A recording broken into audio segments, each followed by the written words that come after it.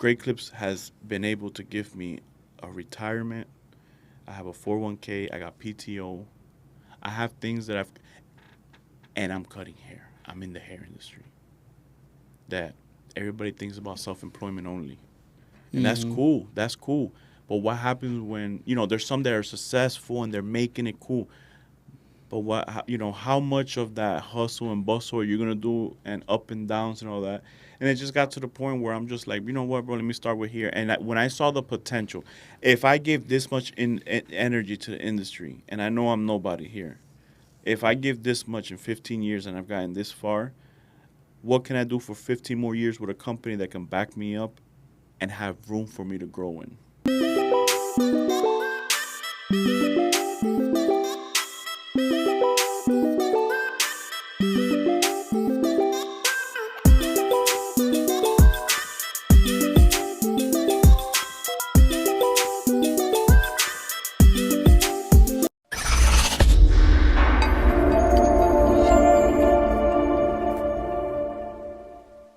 What's going on, everyone? Welcome to This Is Nino TV once again. Today we got a special guest here that I've been wanting to record for a long time.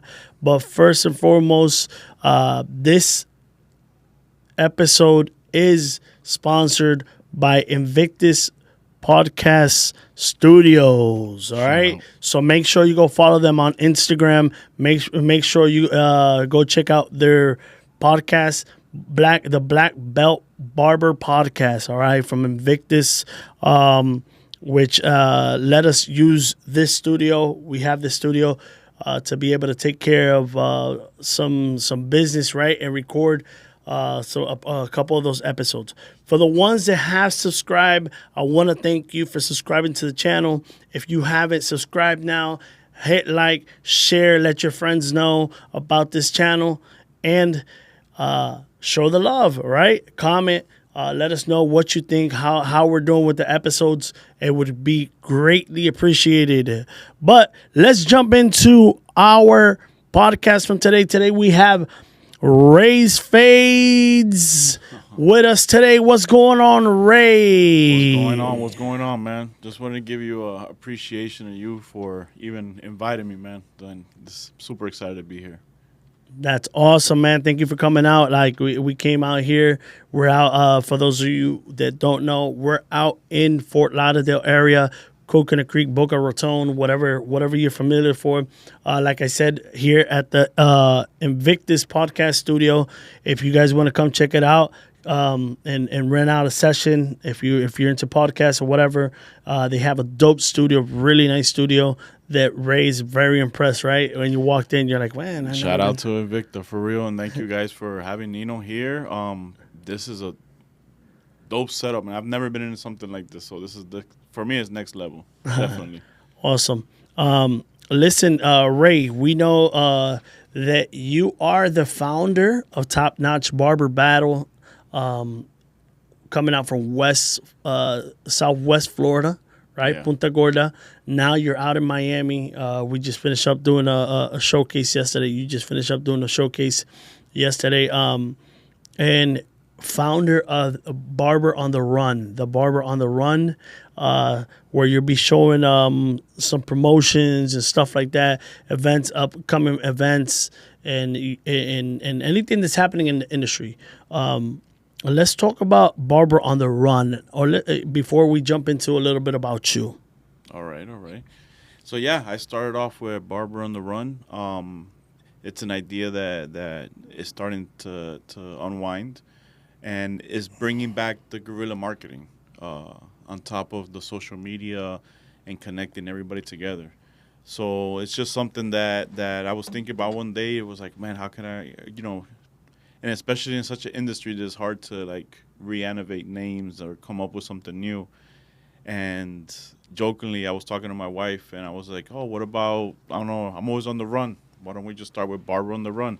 And that was the first time when I started promoting for Top Notch, the first year that I jumped into my car and hit as many shops as I could in the amount of time that I could. So it's just to keep Florida connected. Eventually, yeah, Any other states events, I would like to start posting up. But Barber on the Run is there to promote any events that anybody may need, and just to bring the people that follow it and follow me and keep everybody connected. Awesome, awesome. You guys heard it. Make sure you go follow Barber on the Run on Instagram if you want to find out all the near events that are coming up. All right. Dope concept.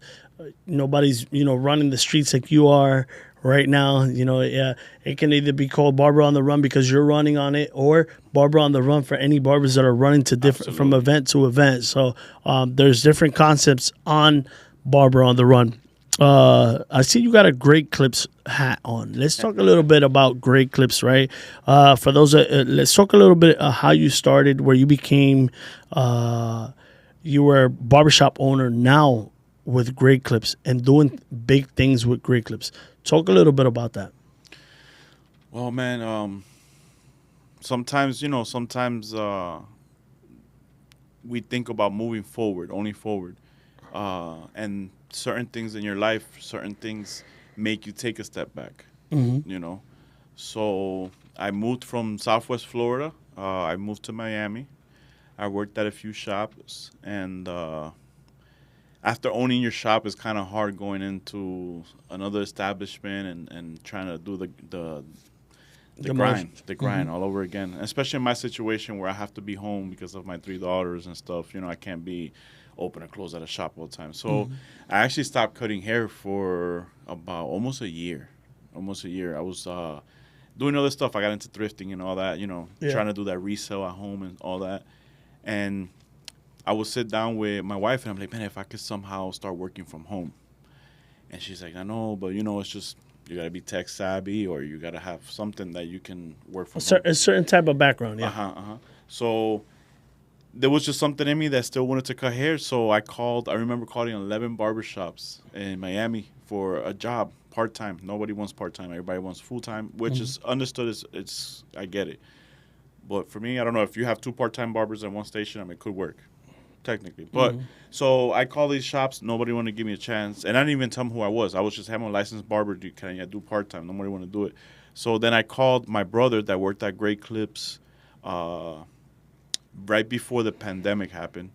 And he worked with them. He was happy with them and everything. And I'm like, oh, so how does this system work? So he was telling me. So when this happened, I called him up. I'm like, hey, before I apply for Great Clips, how was Great Clips for you? And he's like, bro, it was awesome. He's like, and I know you would kill it. I was like, all right. So I go check. So I called one. They were booked. So I called the second one. I was like, listen, I'm looking for part-time.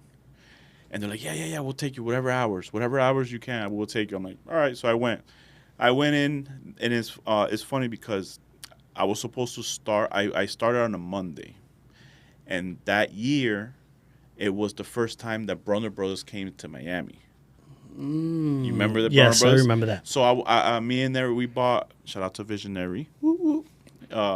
She bought us tickets. She's like, listen, I bought tickets. I surprised you. I'm like, okay, so let's go. So we went Sunday. So I'm just minding my business, walking through the shows like we do. I turn the corner, bro, and I see a Great Clips booth. I look at Visionary. I'm like, I know Great Clips is a chain. I'm like, but they're going out to shows? So she's like, oh, let's go talk to them. So I network with them. I said, hi. I'm like, listen, I'm going to start with you guys tomorrow. They looked at me, because I went in with a little swag, They looked at me, you're going to start with us? And I'm like, yeah, I'm going to start part-time over here.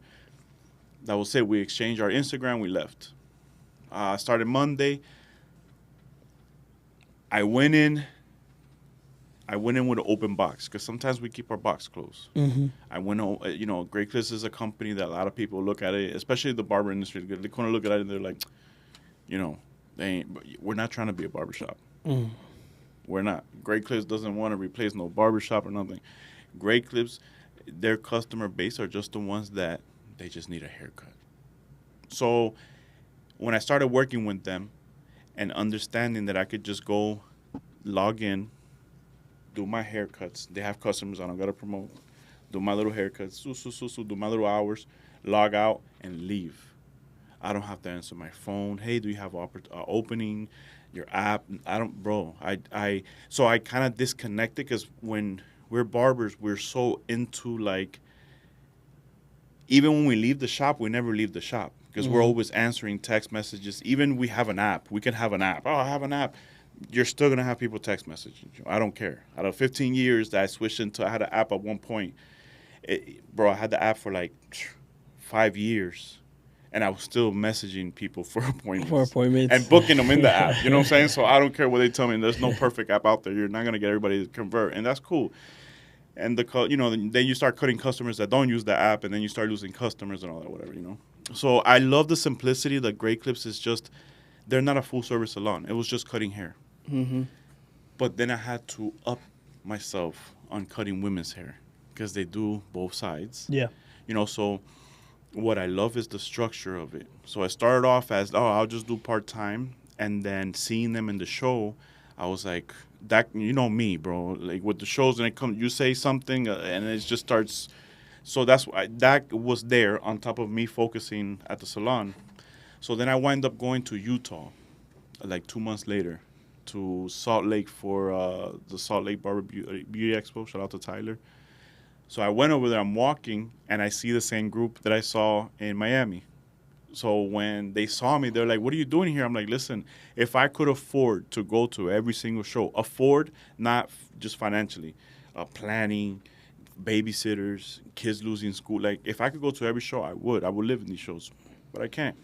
They were like, listen, we were just talking about you. Do you think you can apply? Do you think you can apply to become? It's called a national design team, which they will send us to each of the shows to represent the company. So I look at my wife and I'm like, that shit's crazy. That's big, From Bronner Brothers salon, 2 months later I was there. So yeah, for about the first, then I applied. I got alopecia because of the stress, because working for a barbershop is kind of like easygoing. It depends the owner. Some owners take it serious, some don't. Working for a corporation, you're with it or you're not with it. Mm-hmm. So the process is they're going to make you work for that process. So that process, dude, I was kind of like losing sleep. Like I wonder. And they finally gave me the position, bro. Since I did that, I was able to travel. Dude, I don't even know how many states, how many shows I went to. I see you. Like you're always like in a different event and in a different place. And I'm like, man, look at Ray. And I'm not. He's doing good with Great Clips. Yeah, bro. And I'm not gonna lie, bro. They've taken care of they take care of all their people, bro. And I was able to even Canada. I never thought I would be able to go to Canada. I mean, yeah, you can plan for that, but when you have a family, you know how it is, man. Yep. So I'm very grateful for that. But doing that, I was able to network and meet more of the corporate side of it.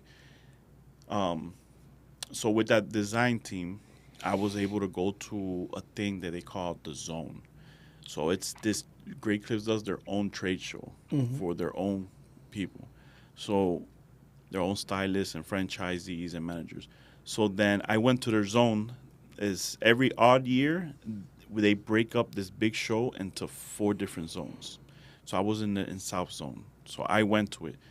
Dude, when I took all that in the show, I left and I told my wife, I'm like, this is a lot bigger than what I expected. Mm-hmm.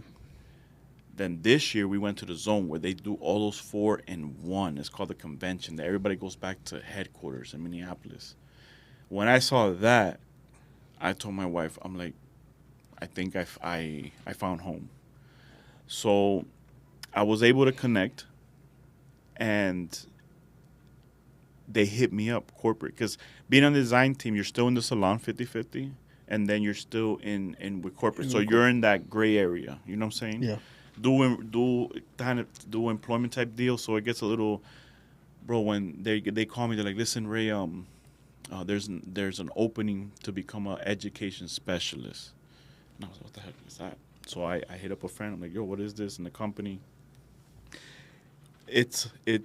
When you become an education specialist, you become a live virtual educator to give live education Mm-hmm. within their system. So any stylist that needs to up on any of their skills, or they need to like, yeah, well, what tricks can they learn to get better at what they need? Because a lot of them are fresh out of school. A lot of stylists, and it's not even towards barbers. So because I'm dual licensed cosmetologist and barber, like I was able to get in there and adapt quick.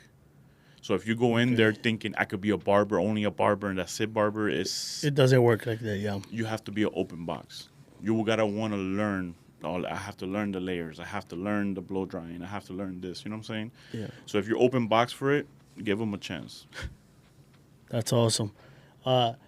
What is your perception in, because in the industry it's all about, we're always talking about how these businesses are coming in to capitalize and stuff like that. You that have been a barbershop owner versus working for Great Clips, what do you see? Like, what's different that you would say, like, I won't go back to this, or this makes everything so much different that I don't know. Like, what's your perception in a matter of, because we know that it's different. We know, like you said, you have to be able to do other stuff. Then, would you advise a new barber to start out with Great Clips? Like fresh out of school. Yeah. Or would you just say go to a barbershop, or like, because we know it's a different culture. There's different things that matter, right? I mean, if I'm gonna get you in trouble, you don't have to answer, right? No, no. What's the difference? Or like, if you have inside of you a little bit of corporate, if you've worked anywhere corporate before, a lot of us became barbers because, the money, the flexibility. But I came working. My first job was at Sears. So you had a little bit of. So what I did miss the whole time when I used to go shop to shop, because I went through quite a bit of shops looking for the right one, and I was looking for that structure. There was some that had great structure, but they were just a little too OCD, a little bit too OCD, like they own you. And then you have the ones that just don't care and the place is falling apart. And so every time I would go shop, or even when I have my own shop, my thing is I'm not a good owner. Like, I don't want to be on top of you. Everybody had a key and stuff like that. So what I like about this, I think that's a majority of the barbershop owners, right? They don't want to be on top of no barbers. I think that's one of the keys that a lot of a lot of barbers don't want to be shop owners, is because they have to deal with other people. yeah, and the thing is that you do have a dream to be an all-star team and have a great shop, but then when you do have the ones that lack, but they're still paying your rent, it starts eating you inside, because you're like, come on, you know what it takes. So working here at this company, seeing that they already have a structure, this is how we do things. This is the onboarding to them. You know, you have to comply with so many classes and like take a inside course to like get in and to have an understanding, so everybody's on the same boat. So having that corporate inside of me and then dealing with that, bro, I fell in love with it because it has it's the structure, you know. Would I advise any student barbers to tap in and I don't know. I really depend. It really depends on your life situation. You know, it really depends. If you have no skills, but then you ask the barbershops, oh, you're not gonna learn nothing at the schools. You learn everything at the barbershop. And that's 50-50 because I've seen schools where there are amazing instructors. They get them kids involved. They do everything. And then you got ones that, yeah, they're just getting the paycheck. They really don't care. But I think it's in the individual in anything if you want more training. I mean, you can go to karate school, do the 10 kicks they want, but are you going to do more than that when you leave? Yeah.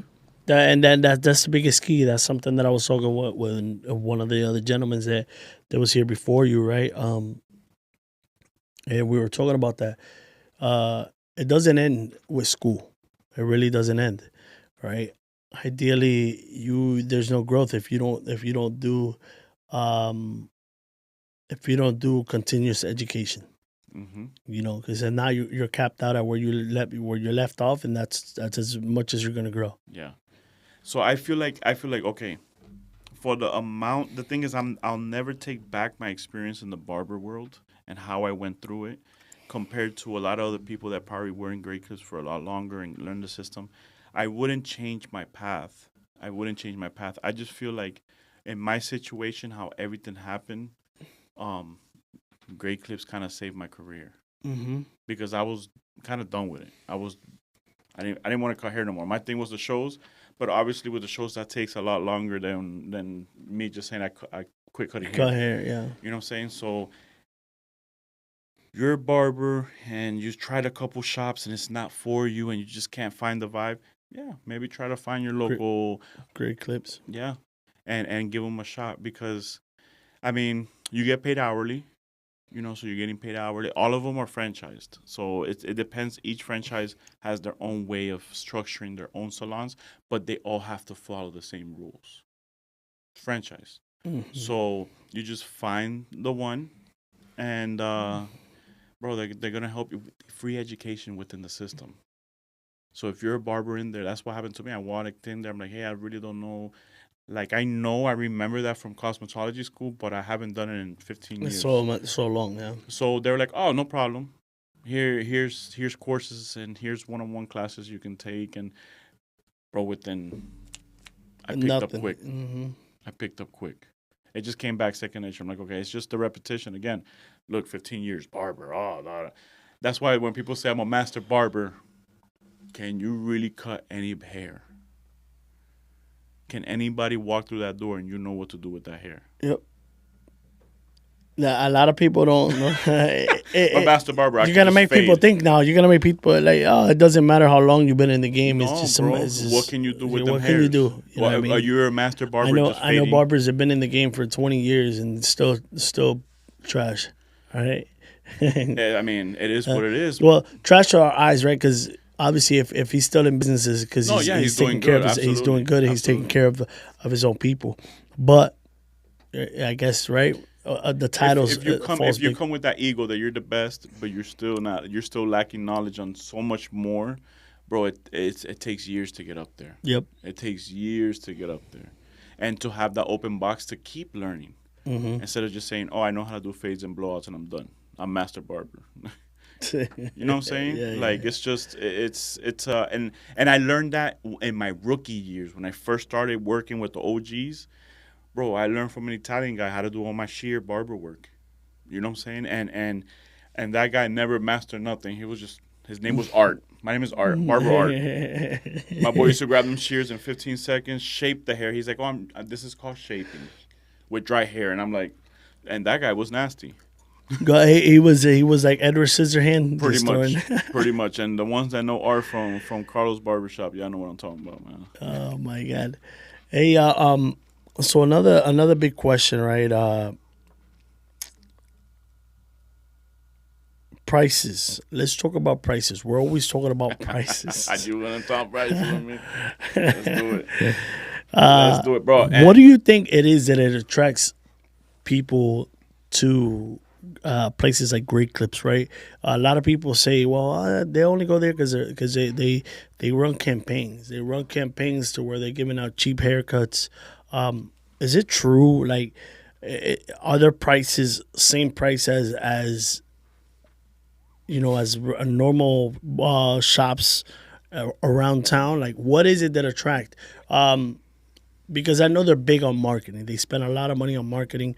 And I think a lot of barbershop owners should take that in consideration to where invest your money in marketing. It's gonna come back.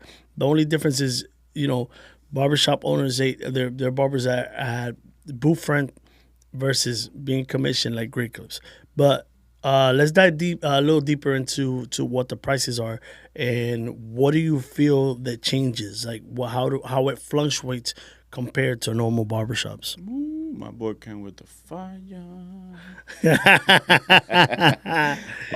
Okay, so if I lose a couple followers because we die hard barbers and our boxes is close, I'm sorry guys, but Great Clips has taught me a lot, bro. Like I had to take that step back and be like, damn, because I remember when I had my shop, I was like, yo, I'm only cutting, you know, the max.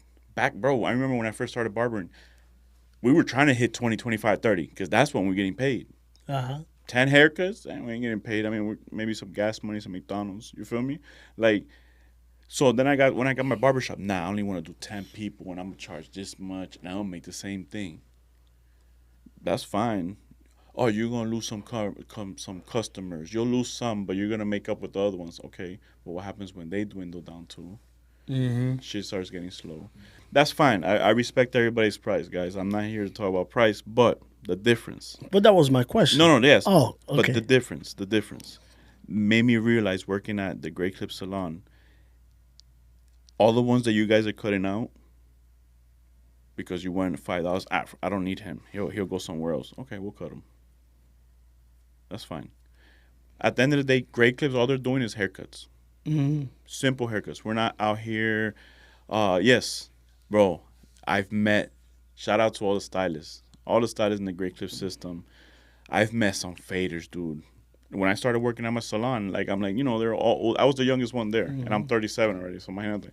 But bro, this lady. No diga ese número que nos van a llamar viejo. Ay, Dios mío, bro. Ya los pelitos me lo están diciendo. Ya the new barbers are like, bro, you're old. I'm like, bro, get out of here.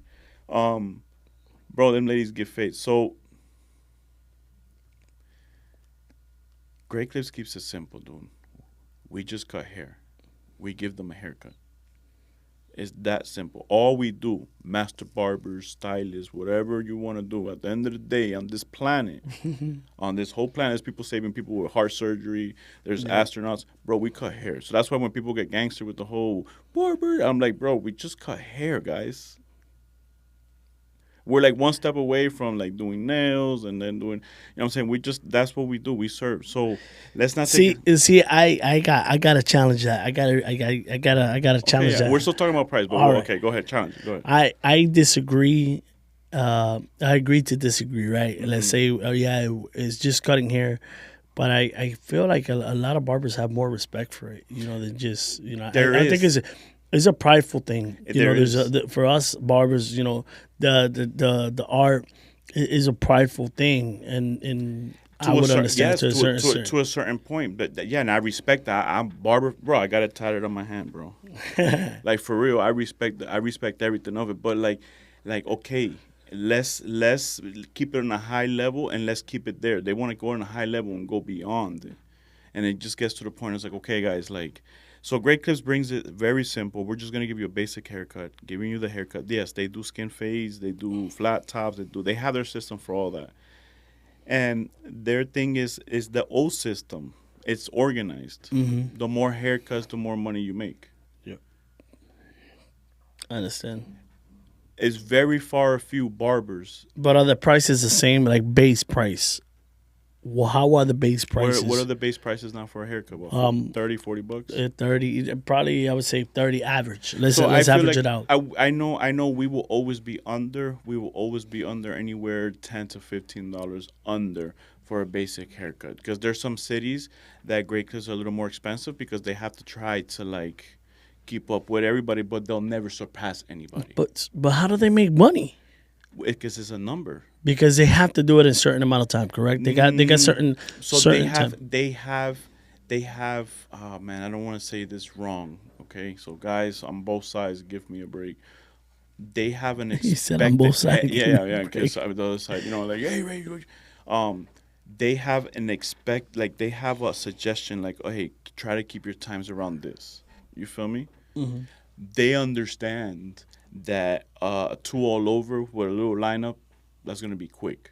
Yep. So that's going to balance you when you do decide to do that. There is that skin fade or there is that fade that comes in, the lower fades and all that. Like that those might take a little more time. So it's an average time of the day that if we can keep around this average time, we'll be able to pump these many people and everything else will keep growing from there. So they don't just go on hey, I just need to do 5 haircuts at $30 a haircut. I think it's a hit or miss, because I don't agree with it always being just because it's a 1 or a half. it takes less time than actual skin Bro, fade. because the barbers, we be Right. taking that. We be taking it to the extra. We want to be, that's where that comes. Ay, yo soy un artista. Okay, but we just cutting hair, dog. No, I get it, but I mean, you got people they're perfectionists to an extent. I Right? was one. So that's some people do care about that because vice versa. Mm-hmm. If they wouldn't care about it, they wouldn't be coming back. And same thing, if they would care about the haircut, they wouldn't be going to franchise companies. You know what I mean? Or I'm not saying that they do bad work, but some people they say Bro, that I've been to barbershops. I've been to barbershops where they charge me that big money, and they mess my shit up, bro. So when people say, "Yo, great clip," bro, compare prices. Are you gonna get messed up for $50? Are you gonna get messed up for $17, $19? You're still getting messed up over here. You still gotta pay You're that just paying 50, less. 70. Bro. You're just paying less, bro. That's why when they but the great clips or other corporates, they mess up haircuts because they don't care, bro. There's rookies and everything. There's people that take serious and Yep. everything. I've seen great clips people that are not so. I'm an artist. They just cut hair, bro, and they do some nasty haircuts. They're just there to do their haircuts. Their customer base are the ones that they don't have time to sit for 30, 45 minutes, an hour, and they don't have that time, bro. Yeah. They just want to walk in and get just out. get that haircut. Fair. That sounds fair. You feel me? Yeah. Yo quiero un steak like a woo-woo, and I want the guy bringing the steak to me before he cooks it and presents it. Okay, I'm going to go to Gibson's in Chicago. Awesome place, bro. They came out, gave me a presentation of the steaks and everything, the different cuts. I'm like, wow, this is a different experience. I could do that. But then there's some times, bro, that I just need to get in and out. Yeah. And I need it to be And consistent. and nowadays, people walk into a barbershop, and what happens is that they end up wanting to get a haircut, and everybody's like, "Oh no, I'm busy," or they get into a point to where no, you got to make an appointment, or So you know where they're going? They're gonna go on Great Clips app. They're gonna be like, "Oh look, there's a 5-minute wait." Hey, there's no. That's the thing. That Great Clips got a little app that our customers can look. Oh look, this salon has 5 minutes wait. This one has no wait. This one has 15 wait. Mm-hmm. You know what? I can go to any of them. Once I get there, and I clock in, I can give them my number. They have my name. They have the last haircut I just got done. oh, so they keep track of everything that you guys do. With the customers that want that, and the customers they love that, bro. They sit down. Hey. So next time when you look into the portfolio, you'll be able to say, It prints yeah. prints out a little paper called clip notes. It prints out a little paper, and on there it tells you the last time they got the haircut, their name, and it also gives you the last haircut they got. Yeah, which is little things that really matter, right? That a lot of people don't. And the customers that come in, yeah, you're paying $40, $50 to get that airbrush hairline, which is cool. Shout out to all the enhancements because I was a Beijing user all the time. But bro, is that the people that come to Great Clips, they just want a haircut, bro. Hey sir, how you doing? Why you here? My wife said if I don't get my size trim, I can't come home. Those are the people we coming in, bro. They just want a haircut. They don't want to sit there and They don't care. They don't care Bro. for the perfectionist. No, bro, like- they just want a haircut. They want a decent haircut. They want, bro, for the price, they want to be able to say, wow, there's nothing hanging out. So we make sure we take care of that in that amount of time. It's the same thing. We fight with that. Oh, the barbers fight with this. Oh, but, I'm only charging $20. I'm only going to give this much work, or I'm doing all this. This is worth $50. And that's how the prices started going back and forth. Oh, I used the razor. That's fine. Bro, there's some customers that y'all doing razors on don't even want it, but because y'all do it. You talking about that? I feel like some barbers have become ungrateful, man. They have become ungrateful. I think they're measuring acts in many ways to where they're saying, "Oh, well, we're worth this, we're worth that," but man, Can you cut any hair? it's not enough to just do. Give a haircut with clippers, because that I know of, there's a lot of them that still don't know how to use shears. There's a lot of them that still don't And you know. want 50, 60, 70. That's what So- I'm saying. And that's the thing that with the students that are coming out, bro, I love my students and I love to motivate them. So influencers you're following that are charging these a crazy amount of money have been in the industry so long and hopefully are connected. But again, you take away those few clients that paid that amount of price, and you start putting them in a part that, okay, let's start fresh. Can you cut anybody that walks in here? They get stuck. they all go through that too. They're like, oh well, I'm not making enough money. I'm gonna go charge more. No, it's not Your about that. time needs to grow with your money. Yes. I don't care, we're 2025. We still, if you're coming out of school, you need to start at 15, 20, and you start growing. And I'm not telling you to be there forever, but give yourself 6 months, see how that goes. Give yourself a year, see how that goes. And then you start going up, and you start going up. A basic haircut, I think, for a dog should be like, yeah, $20. Kids should still be 15. Yes, some kids are bad. But then you tell them, listen, you want this type of haircut, then yeah, a skin fade or whatever, okay, it's an adult cut. But Hey, I want to give an apology if you guys see me yawning, man. Don't. We're super tired. We've been working all I don't weekend. even know how I'm here right now. You know, last night I went to bed at 3:30 in the morning. I was up at 7 o'clock again. Here we are at the studio. We were here early. We ran into a little stuff. I haven't had no breakfast, no nothing. So we grinding. And So if y'all see me yawning, it's not because I'm bored or anything. I'm tired. All right, Oh, you haven't but we charged grinding. We haven't charged. But so back to what we were saying on the aspect of the prices, right, and the things that you deal with, and the things that because you've been on the both sides of. I've been in chair rent, I've been in percentage, and with Great Clips, I was on the hourly too. So I've done all spectrums when it comes to working in the industry. And that's what people don't, you know what I'm saying? And what I do. And this is your happiest moment. I am Great Clips. I promise you, and not just because I have the hat on. I have the hat on because I'm prideful to work with the company. Mm-hmm. Because of what they did with my life and they're doing with the opportunity, bro. Never us barbers. Oh, we have to put money for retirement. We have to. When did you start? Have you started? Great Clips has been able to give me a retirement. I have a 401k. I got PTO. I have things that and I'm cutting hair. I'm in the hair industry. That everybody thinks about self-employment only. And that's cool. That's cool. But what happens when, there's some that are successful and they're making it cool. But how much of that hustle and bustle are you going to do and up and downs and all that? And it just got to the point where I'm just like, you know what, bro, let me start with here. And when I saw the potential, if I give this much energy to the industry, and I know I'm nobody here, if I give this much in 15 years and I've gotten this far, what can I do for 15 more years with a company that can back me up and have room for me to grow in? It could be a life-changing experience. Yep. So I have to give them their props for that. The salon world is different from the corporate world, so I got to give all shout-outs to the salons, because without the salons, the Great Clip salons and the stylists and everything that they do, the perks that they give them and all the little things that they do to motivate them, and bro, that you can start off from a stylist, get into a management, then you can managers that own more. They need regional managers. They need educators to educate their salons. So there is so many ways you can grow in this company. Mm-hmm. Or if you can get into the corporate side, there's a corporate side. There's both sides. But you can grow as much as you want in this company. And a barbershop, you can give it 20 years of loyalty and all that stuff, and the guy can get mad at you in 2 seconds, fire you. And 20 years, and you're not even.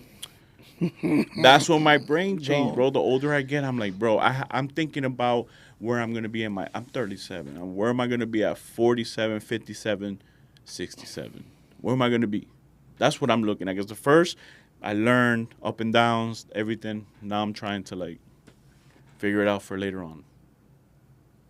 Nice.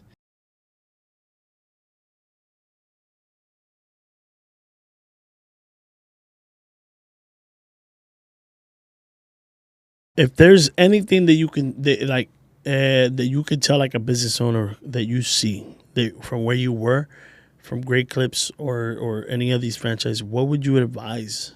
What would you imply into regular barbershops that you see that, or because I know you're cutting hair and you're probably thinking like, man, if I would have had my shop, if I would have known this, I would have implied this to my shop.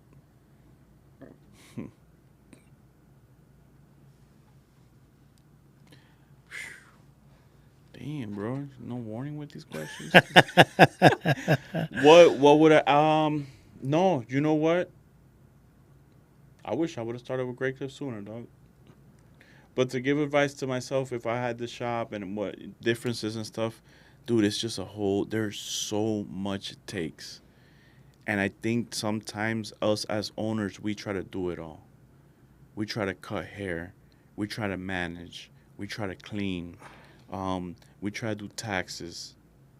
And we never delegate the work. So we get overwhelmed. Mm-hmm. So I feel like building a team that's going to help you and having a vision, if you're going to make this grow, is it going to be a one-shop operation or is it going to be a multiple-shop operation? You know what I'm saying? Mm-hmm. So I feel like there has to be a little bit of disconnection between you and your employees and decision-making. You can work, you can do it, but then probably have somebody to be the ones to tighten them up when they need to be tightened up. Make sense? Yeah, I get it. And because, like I said, I was a bad manager. I mean, a bad owner because I didn't want to tell nobody. And all the guys that I had with me, they loved me and all that. And, but if I would have just probably been like, listen, I'm here like a barber. Any questions or anything, this is the person you got to speak to. And then have myself like a manager and just separate myself.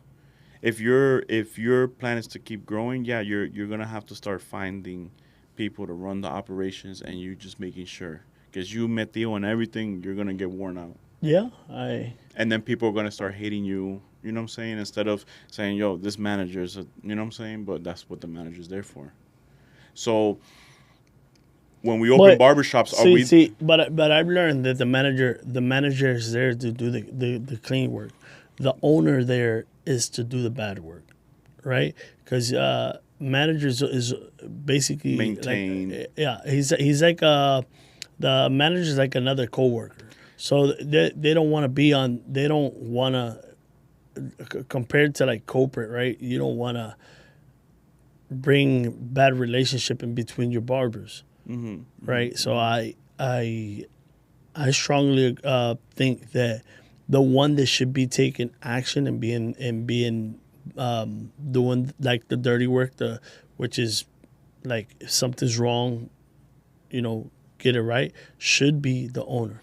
And the manager should, imply it, but I don't think he would say it in the same way as. But yeah, I could agree with you, and I agree with you on that one. But does he work there every day? Who? The owner. If he has a manager and he's not going to be there because he's going to keep extending, is he going to be the one working with that guy all the time? I think it depends. And it's a really tough one because it depends on if there's what type of payroll that we're talking about. Yeah, of course. Payroll. Of course. Obviously, putting. So this is what I see with shop owners that I've had things with and all that. If you're doing a percent. Right, with that percent, are you advertising? Is the shop getting clean? Am I getting the products that we're supposed to cover with that percent? Because there's shops charging you a percent and they don't offer nothing. Right? They're trying to milk the barber off of that and not doing nothing. Right? Then you got the shop owners that want to rent the chair. They rent you the chair, so they don't care. But they also want to tell you what to do, when to do it, when you can show up, when you not can show up. So are you renting the chair or are you presenting me?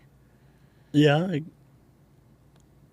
So are we gonna run this the right way? Because if we want, like I said, I've been in all of them, and I've had the one that they want to do percent, they don't advertise, the shop is dirty, they do all this, you know what I'm saying? And then you got the ones that rent, they give you the key, no, but you have to be here open and close 6 days a week. That's not percent. I mean that's not. But rent. But I get it, but I still think that everybody should respect work hours or should respect the time, because we all have to understand that a barbershop without barbers has no business.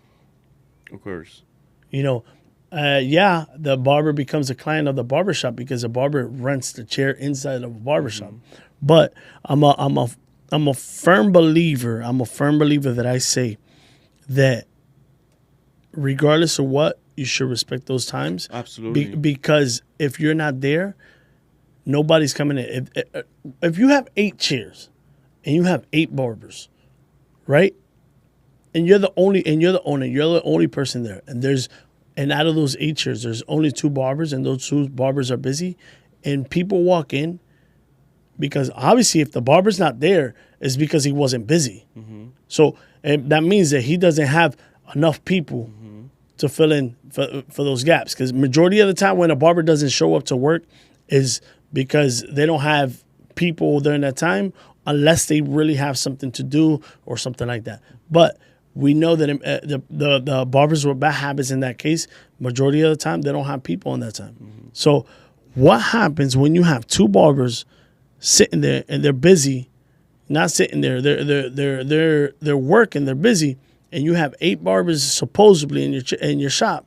It sounds like you need a percent shop. You think so? Yeah. It sounds like So why, as a grown man, you have to feel obligated to go to work? Why, as a grown man, do we have to feel obligated to go to work? I think that's what we were made for. Exactly. So why is it so hard to just show up to work?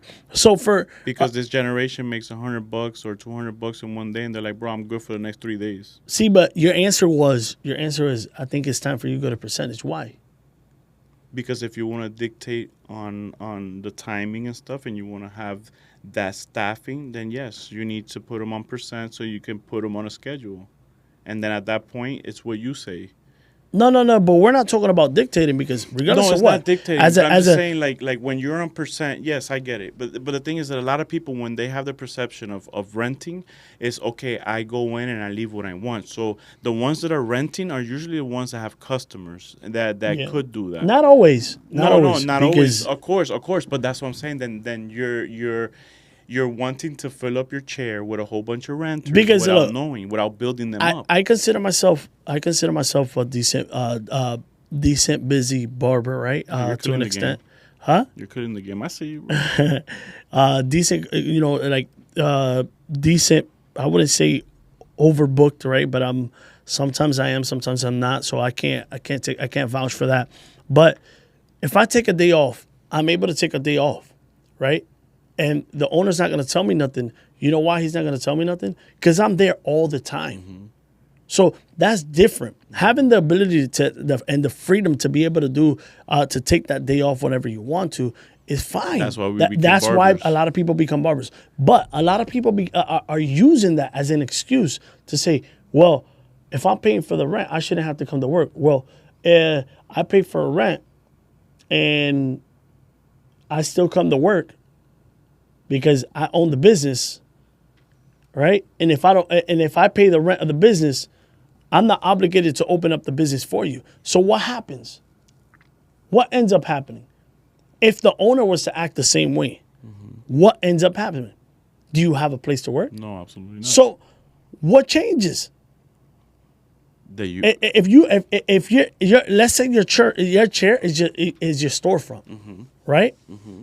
If that chair is not available and you're not behind that chair, your doors are not open. It's not making money. Absolutely. So I understand the fact that we all have the same freedom, because in the industry everybody has the same freedom. But be honest to yourself.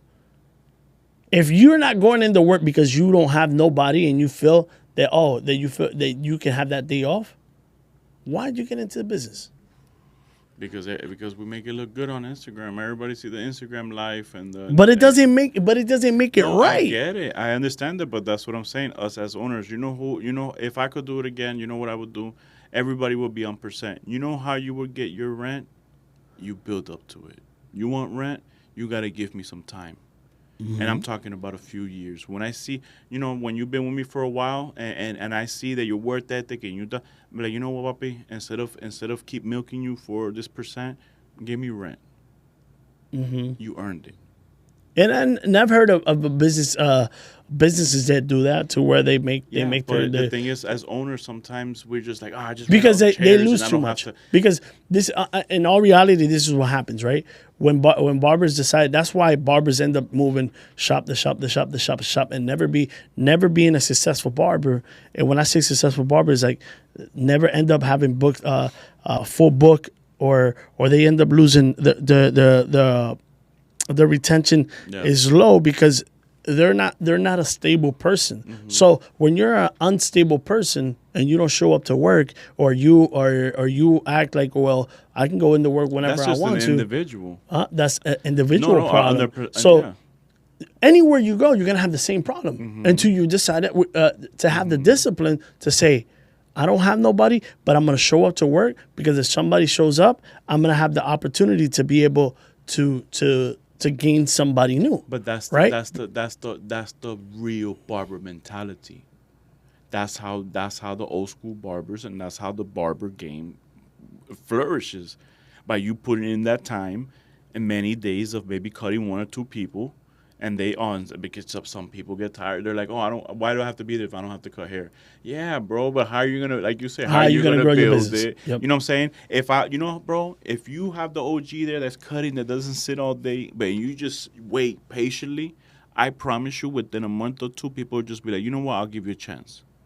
And from there, they'll come in next time, get a cut with their OG barber, and they'll be like, hey, cut my son. Now you're building a kind. So you see how it changes, Absolutely. though, because that's what's happening in the industry right now. I'm gonna put it out there.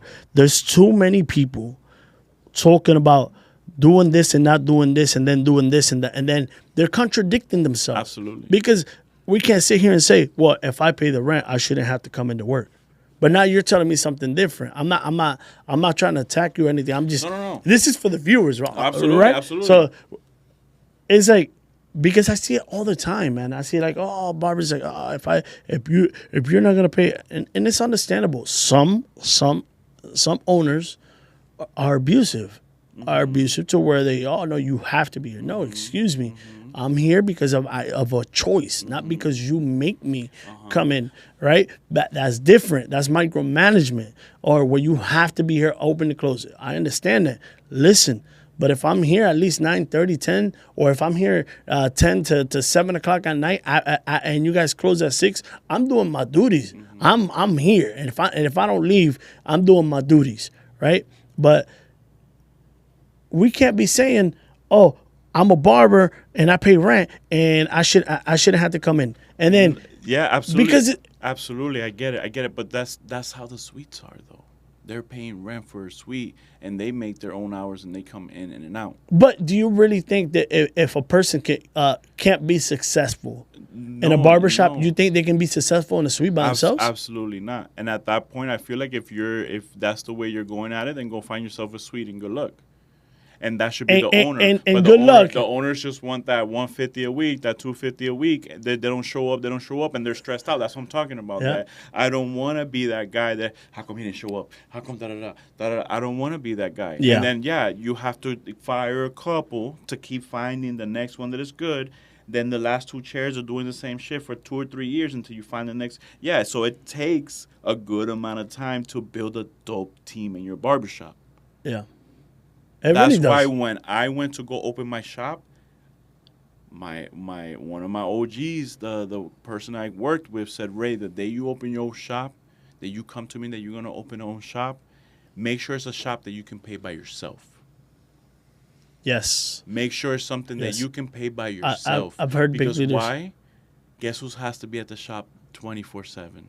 You. So if you want to grow, and you want to get into a big, that whatever it is that back to our question, if you want to grow, what I would tell our old self is, yes, get to the point that you can find a manager that could be that person for you, so you can go and keep growing, open another shop, do some whatever it is that you got to do. At the end of the day, you got to disconnect from that barbershop and build that trust. I get that. But you got to build it first. Like you said, you Absolutely. have to build and that takes time. You're not going to do that in a year. You're not. You have to build it. Absolutely. The same way when you're coming straight out of school and you don't have a clientele and you go to any barbershop and they sit down thinking they got the baby list, they got this, everything gold. People gonna sit them because they got the gold, but they haven't put in that time. Yeah. I get it. Hey. So yeah, that would be my advice. Is if I would look back, I'd be like, hey, go on percent, find somebody that could run that shop for you when you can be flexible, and you keep growing. And yes, the manager would have to be the person to say, hey, we hire you. Hey, we don't hire you. Hey, we gotta let you go. You don't want to put that pressure on the manager, but if you're giving them a good deal or you're paying them a better percent or whatever it may be, I mean, the vision is to keep growing, no? Yeah, 100%. Do you think? But honestly, you should. I think that I don't agree with not just you. I think you have had. I'm trying to word this right. You have to have something steady before you're able to put in a manager. Yeah, absolutely. But if that's your main focus, that's what you should. Because if focus not, on. if your business is not steady, nobody's gonna run your business the way you want it to. No, absolutely, and that takes time to get there. Yep. And yeah, you can't just put anybody there. You can't I just don't want to mislead anybody. No. In a certain direction. But you know how many people I've worked with that if they would have gave me the chance, I probably would have helped them like succeed. And because they had trust issues or they didn't think I could do the job, they were just, you know what I'm saying? How many of me passed through them and they still haven't figured it out? Mm-hmm. Because they're just too jealous over their barbershop. We got cameras nowadays, bro. We got different systems. Like everybody just, they want this much for their chair. That's it, bro. And but that's it. They want this much for the chair and they expect everybody to be perfect paying that rent. It's not gonna happen. You know what I'm saying? And then in corporation, I'm working with Great Clips. I'm getting paid by the hour. I don't even think about haircuts no more. When people are like, bro, I get paid hourly, I get a paycheck. You know what I'm saying? It's better for my W-2s. And then I've gotten up to the point where, I'm about where I used to make with cutting hair all the time. So being part of Great Clips, right, and dealing with an industry where you're doing shows with guys that are killing it in the industry, and most of them are all booth rent. How do you feel now? Like, how does that feel? I feel free. You feel free, bro? I feel free, bro. What do you mean, like that they own shops and they're doing booth rents, or that they're paying no because rent? Right. Like now, like when you started doing the shows, you were still a barbershop owner. You've had some changes. You went from Southwest Florida, like I said, down to Miami, and now you're doing shows, but you're dealing with a different type of crowd. Now you're not dealing with comparing the shows that you go to now with Great Clips, where it's actually corporate shows, right? To dealing with same barbers with the same habits that you come from, right? How different is it now for you? I'm. You're lost. You're not getting the question. Yeah. How do I feel? Mm-hmm. Mingling with everybody else. It's different, right? When I go out and promote and stuff like that now. Yeah, like promoting. At the event. Like, let's say you just I feel different, bro. I don't feel like I gotta go back and cut hair because now you don't see like those conversations. Like you don't. I don't. Oh, because I'm not out there like that. Yeah, but you're not. I don't think because the culture in Great Clips is different. It is different, of course. Right? Yeah, but I'm still so connected with everybody in the industry, like all the friends and stuff and relationships that I build everywhere, that when I do have these conversations with some of the OGs or some of the people, they're like, bro, trust me, that you're blessed. What are these conversations that you're having? Like, what type of conversations? Because I'm pretty sure that a lot of them are asking you, bro, like, why'd you go to Great Clips? Mm-hmm. Or, bro, like, how different is it Great Clips from what you're doing now? Like, I'm pretty sure that a lot of these questions that I'm asking you, people's been trying to ask me and I don't even answer them. Like, not that I want to answer them, but like I really haven't had the conversation, and I've been waiting for a moment. Because we know we're in a crucial industry. Yes. People are always going to people's necks and be like, yo, but you don't work in the shop no more. You know what I mean? So talk to us about that. how I have these conversations with people, bro. It's just I get updates. They tell me, and I'm like, yeah, I remember those days. Everything is just higher numbers, but I remember. I mean, bro, I was cutting. I got rid of my shop in 2001. You know what I'm saying? And I feel like, bro, I'm so involved with the industry still that I feel like there's two sides of me. There's the corporate side of me that is working and does all everything that, but then I still have that barber side of me mentality that I know how it is. Mm-hmm. I know how it is, and barbers is killing it. It's killing it. I just got to the point that I needed some of my time back. I got my time back. Working with Great Clips. It was at the salon. I was working my 40 hours. Can I challenge you? Go ahead. Nah, I'm ready. I love this, bro. Like I feel like. How do you get your time back? By being on the clock. When you just said that as a barber, you didn't have to come in if you didn't want to. But I wasn't that type of barber. I'm telling you, the new barbers, the way they think about it. When I paid rent, I was there, bro. I try to pay rent on day one and have the next 5-6 days for my pocket. That's how I worked. I'm telling you, I'm trying to explain to you how these new barbers are nowadays. You know what I'm saying? That I made $200 a Saturday. I ain't got to come until next Saturday. Wait, what are you talking about? That's that new generation. That's what they're dealing with, and they need structure. Them kids need structure. They got to go work for a corporate company. Not even hair before. Regular job, bro. You go to construction. That's what I'm saying. You've been gone. You need to bring that mentality to this game to make it. Yeah. Nino, how many days you work a week? 5, sometimes 6. But 5 because I'm stable now, right? I used to work 7 days a week, bro. I used to work 7 days a week for 2 months straight. I did that at the beginning of my career. And then take off 5 days, go blow all that money on like Disney or something. Like, oh, I deserve a break. Go blow it. They didn't even pack clothes. I wouldn't even pack clothes. I'll tell them that we'll buy everything in Orlando. Like if I was a tourist. And then go back, work for 2 months straight, and do it again. Ask me how much money did I save back then? Not a nothing. Not a dime. I feel like I bought my time back. Why? When's the last time you had a Saturday off without stressing? Factual. Without thinking about, damn, I could have made this much this Saturday. It happens. Yeah. I've been guilty of that. That's what I'm saying. I'll take a weekend off, and I'm like, man, if I would have been at work, I would have been. How many holidays? You get addicted to it. How many holidays or how many birthdays we worked through? A lot of them. I've missed some of my kids. I've gotten home by accident because you get into a situation to where you feel like you own it to your people, or just because you're always trying to do a favor or this or that. We're slaves, yep. and respect to our customers and stuff. At the end of the day, we are slaves to our customers. And then when you come and see, they end up going somewhere else sometimes anyway. So the day that you're like, hey, I can't. I'm out of town right now. I'm sorry. Oh. Bad Google review, bad Booksy review, bad all these reviews, and you're the worst. Creme de la creme. You're the worst. I don't feel like that no more, man. You're the worst. So yeah, like I said, we ended up talking a little bit about Great Clips, a little bit about you being a barbershop owner versus now being commissioned, right? And the opportunities that you're having, going to Minneapolis and stuff like that. I was on time. I was on hourly. Can't say commission. Hourly. Not commission, yeah. You're not in. Oh, y'all don't do commission. No, it's hourly, bro. I get paid hour base. Oh wow. Hourly base. Can I get $1? Let me get $1. I'm gonna cash app you. I'll cash app you too, so that fee come out. You get the $1. No, but yeah. I don't even know what Top notch. What's up with top notch? Top notch. Oof.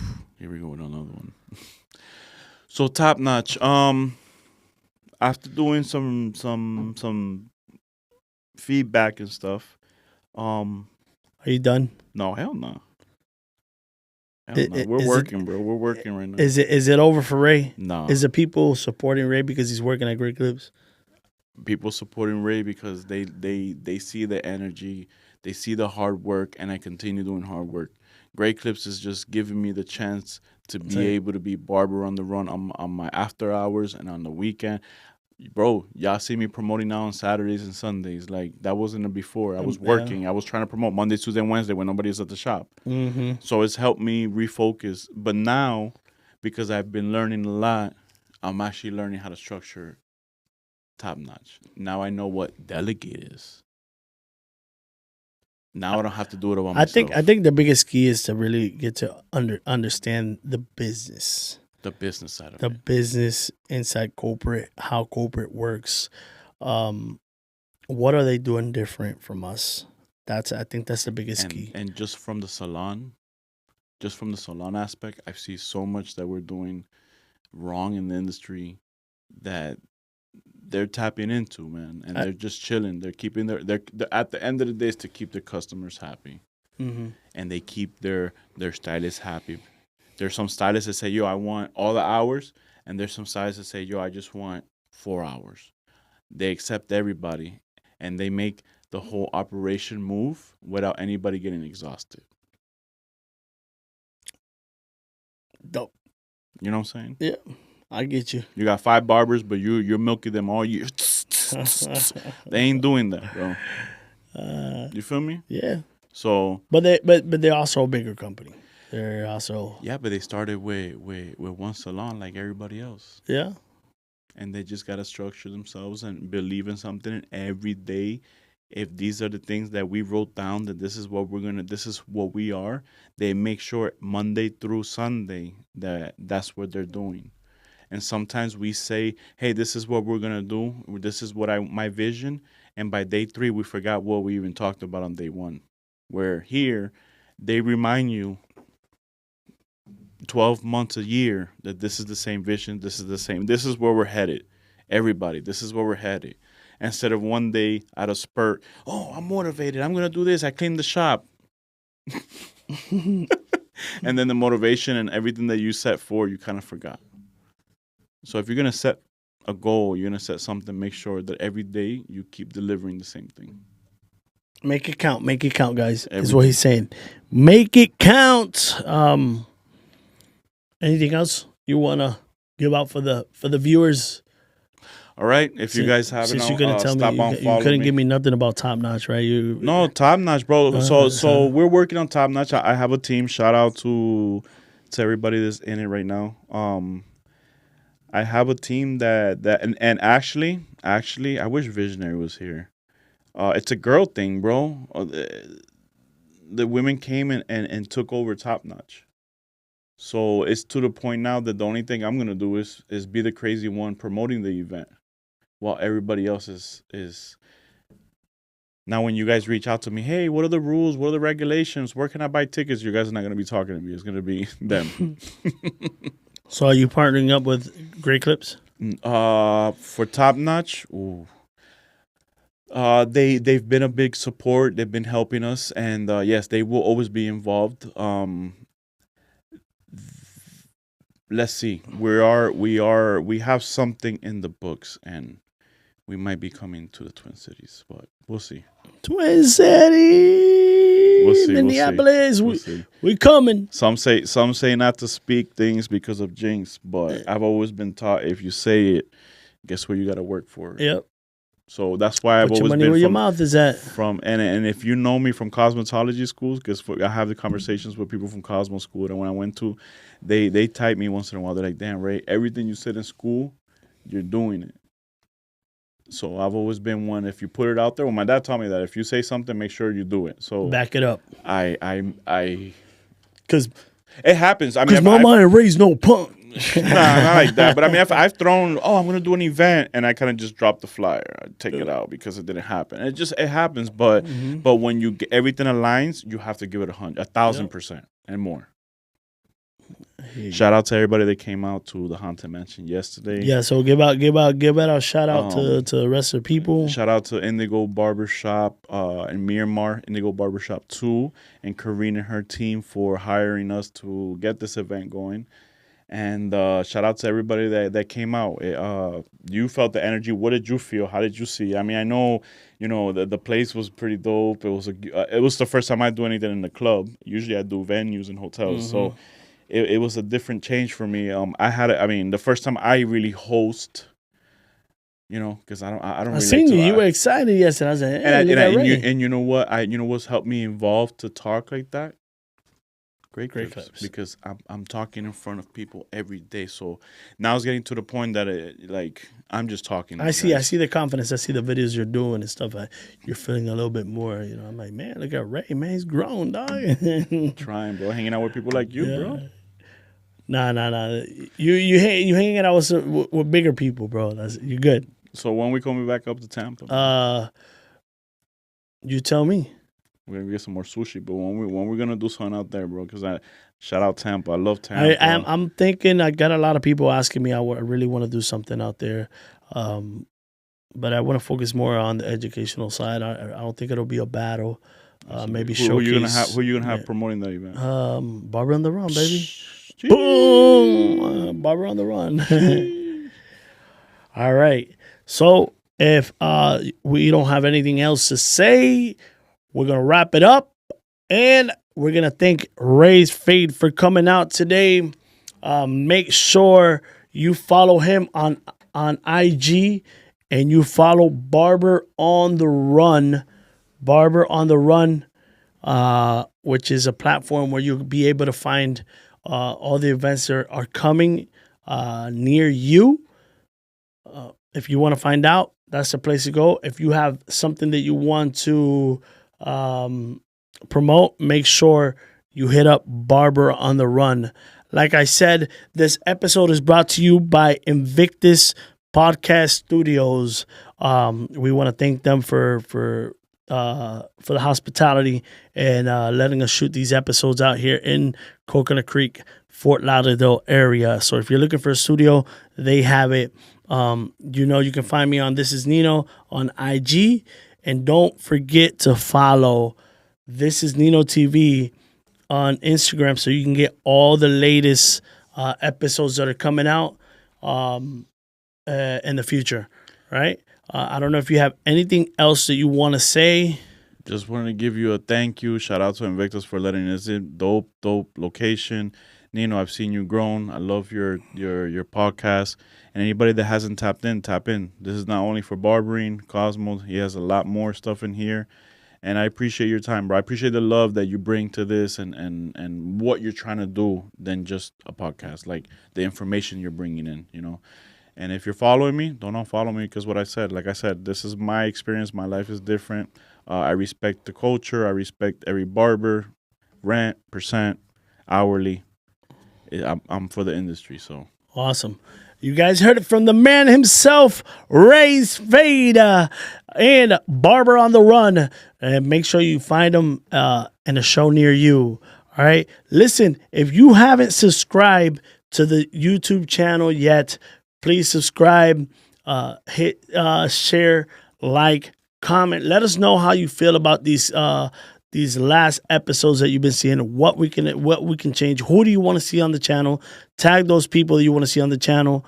And if you are subscribed, I want to thank you for your support.